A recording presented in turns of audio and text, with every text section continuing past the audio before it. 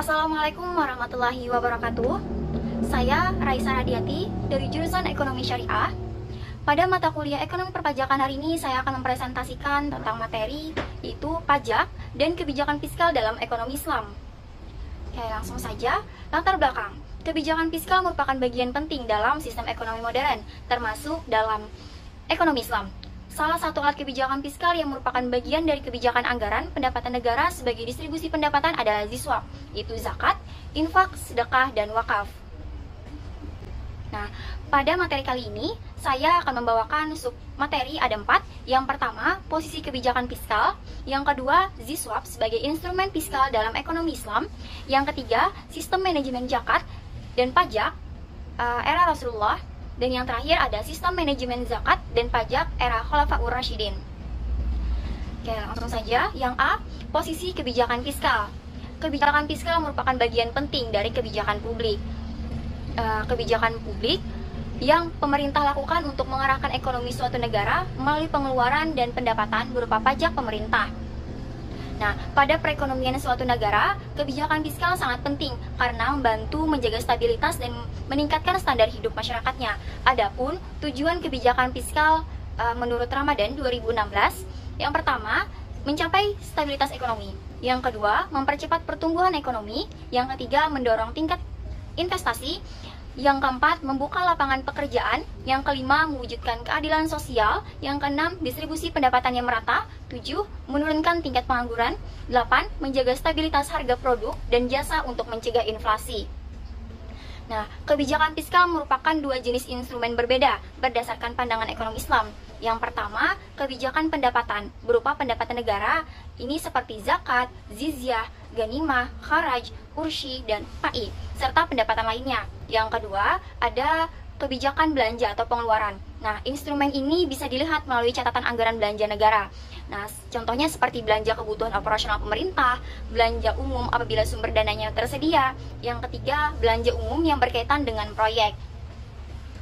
Langsung ke sub selanjutnya, yaitu ada ZISWAP sebagai instrumen fiskal dalam ekonomi Islam.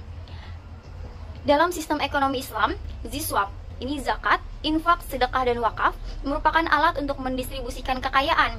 Pada instrumennya ini, hanya zakat yang diwajibkan dalam Islam. 3 lainnya adalah cara untuk membantu umat Islam lainnya berderma terhadap sesama. Nah, di mana ekonomi Islam inilah yang membedakan dengan ekonomi kapitalis dan konvensional. Adapun pengertian dari zakat itu adalah salah satu pendapatan negara Islam yang dimanfaatkan untuk pemerataan. Infak merupakan salah satu sumber pemerataan pendapatan negara namun hanya bersifat anjuran. Yang ketiga itu ada sedekah, adalah pemberian kepada orang lain secara sukarela yang tujuannya hanya mengharapkan balasan dari Allah Subhanahu wa taala semata. Yang terakhir itu ada wakaf, adalah praktik memberikan properti yang dimiliki kepada lembaga atau otoritas untuk dipergunakan dalam kepentingan publik. Nah, ZISWAP sendiri memiliki implikasi ekonomi secara signifikan terhadap konsumsi agregat, di mana dalam perekonomian Islam, masyarakat terbagi menjadi 2 kelompok pendapatan. Yang pertama adalah kelompok muzaki, itu adalah kelompok yang wajib bayar zakat, di mana sebagian proporsi pendapatan mereka akan ditransfer kepada kelompok yang kedua, adalah kelompok mustahik atau penerima zakat. Lanjut, C. Sistem manajemen zakat dan pajak era Rasulullah. Nah, sumber penerimaan pada masa Nabi terbagi menjadi 3 kelompok utama, yaitu dari muslim, non-muslim, dan sumber pendapatan lainnya. Adapun rinciannya sebagai berikut. Yang pertama itu ada ganimah. Ganimah ini adalah harta rampasan perang. Yang kedua itu ada zakat. Yang ketiga ada fai, harta yang diambil dari lawan dengan tidak melakukan peperangan. Yang keempat, kharaj atau pajak tanah. Yang kelima adalah jizyah, pajak yang diambil dari non-muslim. Yang keenam adalah ursyi, pajak perdagangan atau bea cukai, yang kita sebut sekarang adalah bea cukai. Nah, sistem dalam proses pengelolaan zakat dan pajak dilakukan dengan cara yang cepat dan teratur. Nabi tidak pernah menunda pendistribusian zakat dan pajak yang diterima di dalam Baitul Mal. Adapun yang diterima untuk diserahkan kepada mustahik. Nah, pada sistem praktik pendistribusiannya, zakat yang terkumpul tidak dibagi rata oleh Rasulullah kepada 8 kelompok mustahik atau kelompok asnaf. Nah, tetapi pendistribusiannya pada zaman Rasulullah dibagikan sesuai kebutuhan saja. Adapun dalam administrasi pencatatan dan memasukkan penyaluran zakat ini pada zaman Rasulullah dilakukan masih sangat sederhana dan tidak dilakukan secara rinci karena penggunaan zakat pada saat itu langsung didistribusikan kepada yang memerlukan. Lanjut, sistem manajemen zakat dan pajak era Khulafaur Rasyidin.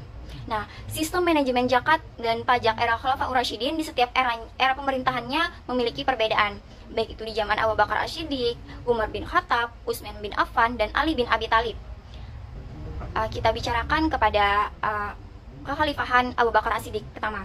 Nah, pada kekhalifahan Abu Bakar, pada sektor perekonomian negara tidak terlalu banyak perubahan dan inovasi pada saat pemerintahan beliau. Nah, penerimaan pajak digunakan sebagai dana pemerintah, itu akan disimpan di Baitul Mal dan kemudian akan langsung dibagikan kepada umat Islam secara penuh tanpa meninggalkan apapun. Di mana harta Baitul Mal itu tidak pernah mengalami akumulasi jangka panjang.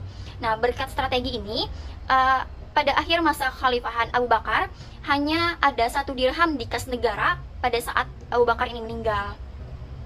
Yang kedua itu ada Umar bin Khattab. Umar bin Khattab ini mendirikan Baitul Mal yang merupakan lembaga pengumpulan dan pengelolaan harta dari orang-orang kaya. Walaupun pada masa Rasulullah dan Abu Bakar sudah ada, tetapi fungsinya hanya sebagai transit distribusi langsung harta sebelum disalurkan. Nah, pada Khalifah Umar bin Khattab pula, zakat dan pajak dihasilkan tidak lagi diberikan kepada mu'alaf atau orang yang baru saja masuk Islam pada saat itu, yang merupakan salah satu dari 8 golongan asnaf. Dikarenakan pada zaman Umar bin Khattab, orang mu'alaf itu dipandang sebagai orang yang kaya dan mampu. Lanjut, pada masa pemerintahan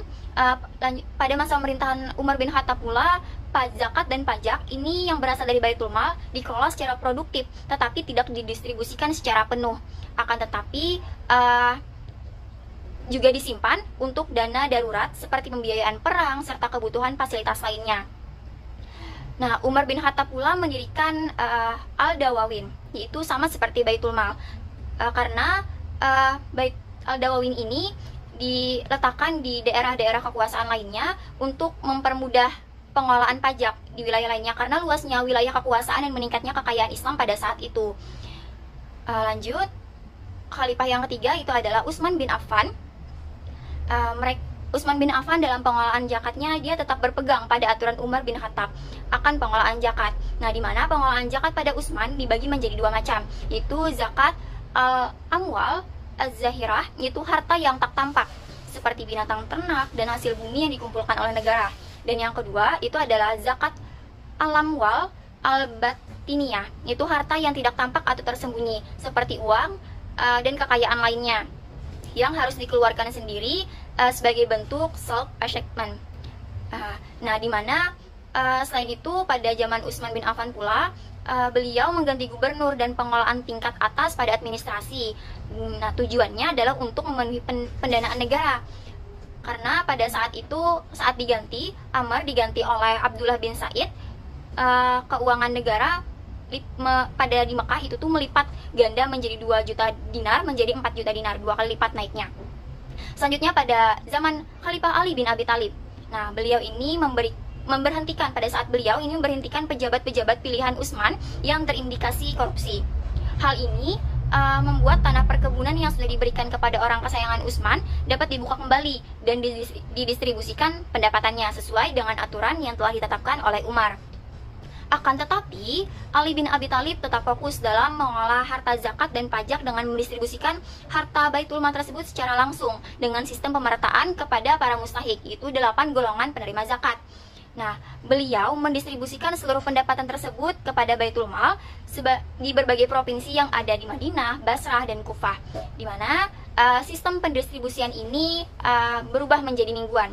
Misalnya, pada hari Minggu pendistribusian atau hari pembayaran dan perhitungan akan diselesaikan pada hari Sabtu dan pada hari Sabtu akan dimulai perhitungan baru. Itulah tadi pemaparan materi tentang pajak dan kebijakan fiskal dalam ekonomi Islam. Sekian dari saya. Thank you everyone. Saya tutup. Wassalamualaikum warahmatullahi wabarakatuh.